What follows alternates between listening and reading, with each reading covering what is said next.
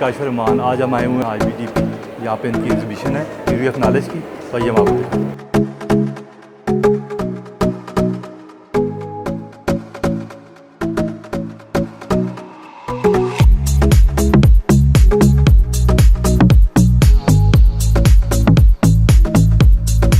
Theory of Knowledge exhibition is about students exploring how knowledge is manifested all around them in the world.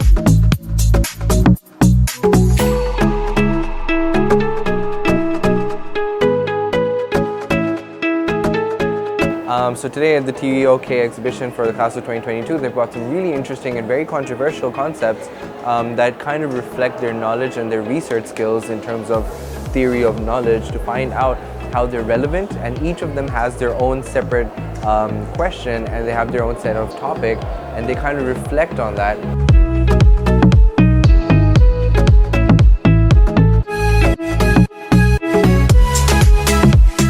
Welcome to the TOK 2022 class exhibition. This is the culmination of everything they've learned over 2 years. Our students have worked very hard to connect the dots in their learning.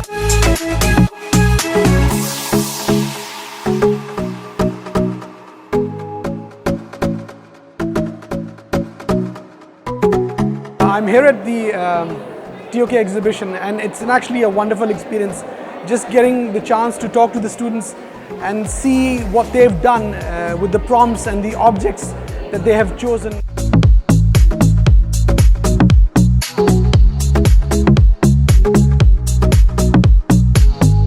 I'm thrilled to see how students have connected knowledge questions with themes and objects.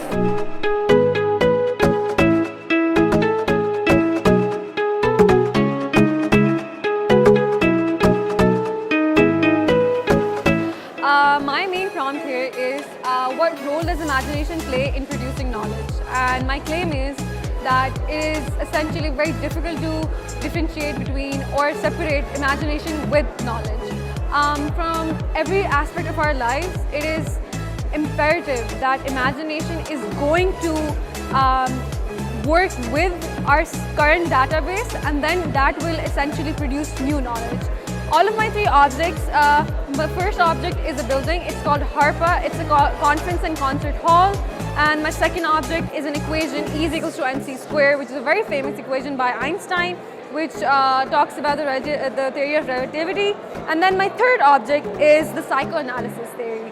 So basically, in all of these 3 objects, I try to answer the question that imagination is basically every person's own way and their own perspective, which actually contributes to the base knowledge, the base data that we have, and that produces new knowledge.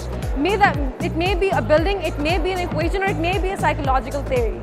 So, thank you. So my prompt is how might the context in which knowledge is presented influence if it is accepted or rejected?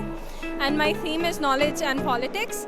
I have 3 objects. My first one is this tweet by Khadim Rizvi, and my second one is a poster of Baba Jan, who was the leader of protests for victims of a climate disaster. And my third one is the Armenian Memorial Center. I explore how knowledge was either rejected or accepted in all 3 of these situations because of the context or because of the situations which impacted these situations. So my theme is knowledge and the knower, and my prompt is what is the relationship between personal experience and knowledge? And using my 3 objects, I'm talking about how there's a direct relationship between how your personal experiences will affect your knowledge, be it in a positive or a negative connotation. So my objects are flowers that I've pressed because that's very personal to me, my favorite album, and how the artist talks about his previous experiences and how they've affected what he sees the world around him as. And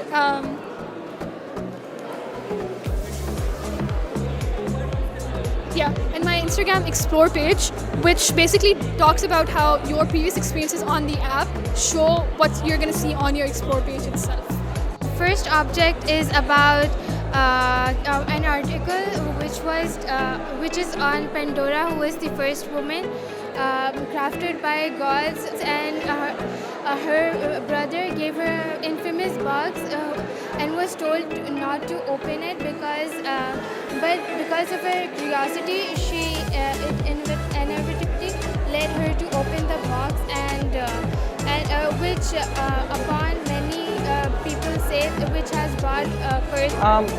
To start, my prompt is who owns knowledge, and the theme that I've chosen to explore that particular prompt is knowledge and politics. What I've tried to do with that is I've chosen objects which exploring which I can explore who owns knowledge in politics. So essentially what I've tried to argue is who owns knowledge. Is it the people who are in power, or is it those who elect those people, or those who are being ruled over by those people? Going into that theme, I have chosen 3 objects, the first of which is a video which was leaked by an organization called WikiLeaks about the US war atrocities in Iraq and Afghanistan. In this particular video called Collateral Murder, it can be seen that US soldiers using a drone are killing innocent people, shooting at them and killing them in the process. And when this video was made public, a US government representative, he came out and said that this video, along with all of the knowledge, is the property of the US government, which again leads us to the question that is it the right of the people to know about the government's policies, or is it the government's right to own or possess that knowledge using So my name is Muhammad Momin Anwar, and my prompt is how does the way we classify and organize knowledge affect what we know? So my first object is the periodic table, which was invented in 1831 by Mendeleev. So Mendeleev, he wasn't a researcher. He didn't really do much. All he did was he took all the properties and classifications of the elements and he organized them. And then by doing so, he saw gaps. And basically he filled in those gaps that basically told him what that element was and what its properties were. So he didn't know what the element was, but he did know basically that, oh, it's going to react with halogens, it's going to react aggressively with water based on its classification he developed. So basically that shows how classification systems are basically a set of laws that we can essentially use to basically predict future findings because they have associations and patterns that we never thought we had before. However, in another context, this can become quite limiting. So I chose the second concept was the DSM-5, which is a psychological manual that categorizes disorders based on their symptoms. Here now we see classification system as limiting because it essentially boxes in the symptoms, boxes in our understanding and knowledge of psychological illnesses, hence the box. Because the language used to describe it is ambiguous and vague. So because of that, the interpretation of those words can basically mean either or. Like, for example, anxiety or OCD used to be the exact same under the generalized anxiety disorder. Because their symptoms overlap so much, there was so much misdiagnosis. So because we classify something, we actually reduce it down to its core, which makes it incredibly vague and ambiguous, and it almost fuels where our knowledge needs to go. So it prevents us from actually attaining new knowledge and rather just makes us, as psychology call it, a self-fulfilling prophecy, classify things with how we know. My final object looks at it in the reverse. So it's my passport. And I chose that because the passport was newly updated, where previously the classification for gender was male and female. Now the classification for gender is male, female, and X for those who do not identify as male or female. So this we see how our shared knowledge, as that changes, or our existing knowledge changes, so does the classification system. And now when we talk about gender, when we talk about this classification system, it's going to change your knowledge about gender and classification system. So we see a bidirectional relationship where knowledge fuels classification systems and classification systems fuel knowledge, and it can be either for better or for worse. So, and then I have this quick activity where to show how different classification systems fuel different ideas is how can you classify the chocolates in a different way. So because you can, depending on your understanding of the chocolate and the bias and knowledge, you classify it in a different way, and so that just kind of gets that point across. So thank you. Prompt is, can your knowledge change established values or beliefs? Incorporated with the theme knowledge and indigenous societies. It's inevitable to ignore the fact that whenever new knowledge is acquired, our beliefs and values change even in the slightest of bit. Keeping under consideration my theme and my question, the objects that I chose were the Saudi women's driver's license that was published in 2018, and episodes from friends. And the third object is a novel that I had studied in the first year of my IB course, known as Things Fall Apart, which was based on a colonized nation.